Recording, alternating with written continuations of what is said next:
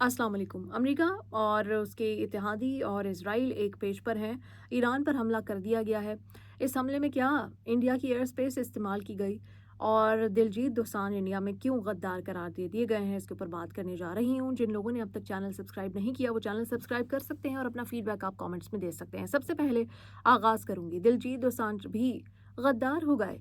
ये मैं नहीं कह रही, ये इंडियंस खुद कह रहे हैं। लेकिन आप सबकी याद दहानी के लिए ये ज़रूर बताऊंगी कि दिलजीत दोसांझ इस वक्त इंडिया के बिगेस्ट स्टार हैं। पूरी दुनिया में लोग उनको पहचानते हैं, पूरी दुनिया में लोग उनको जानते हैं, पूरी दुनिया में उनको वार्मली वेलकम किया जाता है।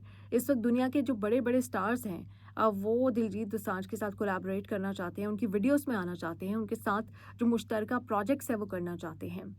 दिलजीत दोसांझ वही इंडियन है जो पूरी दुनिया में इंडिया का एक सॉफ्ट इमेज उभारने की कोशिश कर रहा है। दिलजीत दोसांझ ही वो वाहिद इंडियन है जो जब वो बाहर जाता है तो बाहर के ट्रेंड्स फॉलो नहीं करता, अपना लिबास, अपनी ज़बान, अपनी सकाफ़त लेकर जाता है और बताता है पूरी दुनिया को कि उसको इंडियन होने पर, उसको अपने पंजाबी होने पर, उसको अपनी सकाफ़त पे कोई शर्मिंदगी नहीं है, कोई इनसिक्योरिटी नहीं है, कोई इन्फीरियॉरिटी कॉम्प्लेक्स नहीं है जो बहुत सारे इंडियन स्टार्स को बाहर जाकर फ़ील होता है।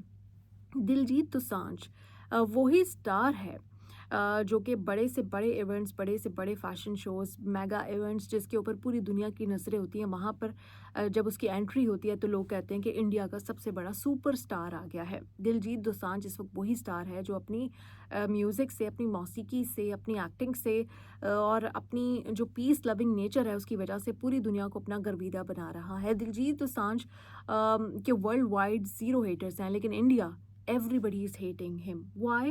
Because he is releasing this movie Sardar Ji 3. Sardar ji three जो भी इंडिया और पाकिस्तान के दरमियान कॉन्फ्लिक्ट हुआ उससे कई पहले शूट हो चुकी थी।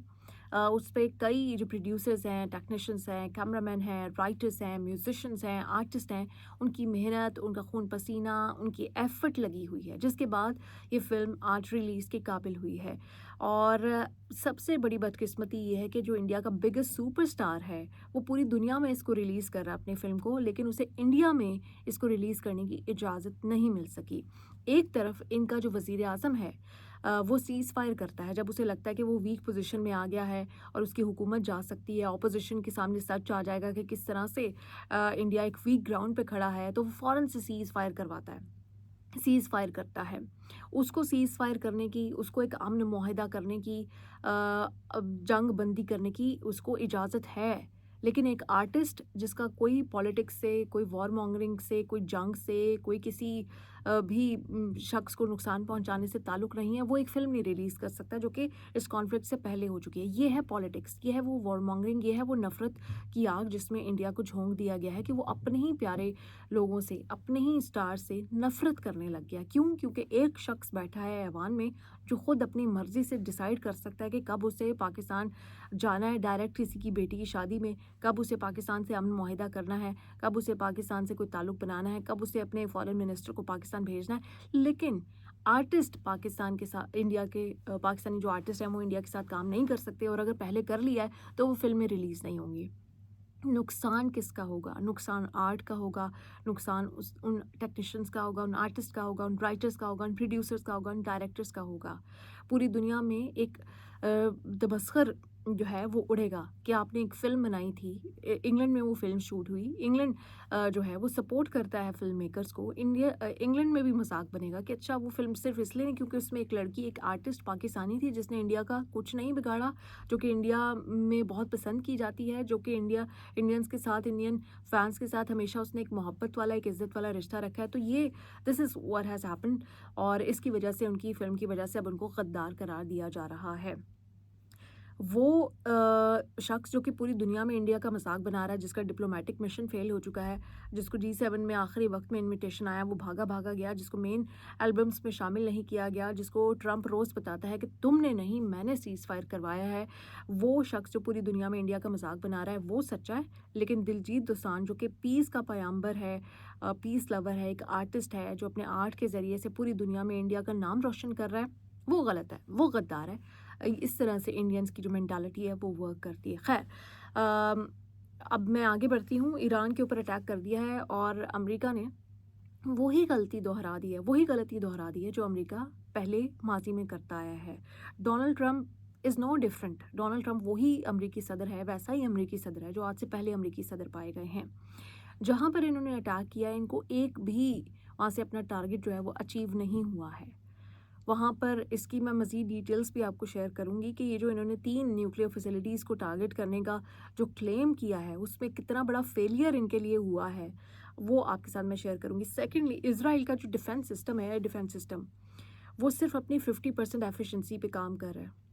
वो 50% ओवरवेल्म हो चुका है, वो इनएक्टिव हो चुका है। इज़राइल के जो ईरान के जो मिसाइल्स हैं वो इसराइल में गिर रहे हैं, यहाँ तक कि जो इसराइल खुद भी मिसाइल्स फायर कर रहा होता है, वो भी कभी-कभी इसराइल में खुद गिर रहे होते हैं। तेल अवीव की जो पॉपुलेशन है वो रात दिन बेचैन है, वो भाग रही है वहाँ से, बोट्स के ज़रिए से साइप्रस जाने की कोशिश कर रहे हैं। वहाँ पर इज़राइली जो मौजूद हैं उनका बस नहीं चल रहा कि स्पेशल प्लेन्स जो हैं, पैसेंजर प्लेन्स को इजाज़त मिले और वो फ़ौरन से फ़ौरन इज़राइल छोड़ दें। एक तरफ गज़ा के लोग हैं जिन्होंने पूरा गज़ा तबाह बर्बाद होने के बाद भी वो इस बात पे उनको कहा गया कि उनको सहरा में इधर-उधर उनको स्टेटस देते हैं, रेफ्यूजी स्टेटस देते हैं, उन्होंने इनकार कर दिया। उन्होंने कहा हम अपना मुल्क नहीं छोड़ेंगे। एक तरफ इज़राइली हैं जो कि इस मौके की तलाश में हैं, जिनको हुकूमत कह रही है कि नहीं आप नहीं जा सकते, लेकिन वो जाने के लिए बेकरार हैं, वहाँ से फ़ौरन निकल रहे हैं। एयरपोर्ट्स भरे हुए हैं, बोट्स जो है वो कम पड़ गई हैं कि इज़राइली अपने मुल्क से निकलना चाहते हैं। ऐसा कब होता है? ऐसा उस वक़्त होता है जब आपको पता होता है कि आपकी गवर्नमेंट गलतियाँ कर रही है। आपकी गवर्नमेंट ने एक जंग छेड़ी है, एक सॉवरेन कंट्री पर अटैक किया, अनप्रोवोक्ड अटैक किया है। अगर ईरान कोई चीज़, कोई प्लानिंग कर भी रहा था, कुछ कर भी रहा था, तो उस पे सारी कंट्रीज़ को मिलकर एक फ़ैसला करना चाहिए था। इज़राइल अकेला इस खित्ते में फ़ैसला करने वाला कौन होता है? इज़राइल इस खित्ते में बदमाश बनने वाला कौन होता है? आज उस बदमाश की जो आवाम है, वो बेचैन है, उसको रातों को उसकी नींद उड़ गई है, रातों को उसको भागना पड़ रहा है। जो हुक्मरान हैं, उनको कोई फ़र्क नहीं पड़ता। उनके लिए तो सेफ हाउसेस बने हुए हैं, बड़े-बड़े बंकर्स बने हुए हैं, उन्होंने उसमें छुपे रहना है। नुकसान किसका होना है? आम आवाम का। मैं एक इस्राएली खातून उनका इंटरव्यू देख रही थी कि जो बता रही थी कि बड़ी मुश्किल से, मेहनत से उन्होंने घर बनाया था और वो घर तबाह हो गया है।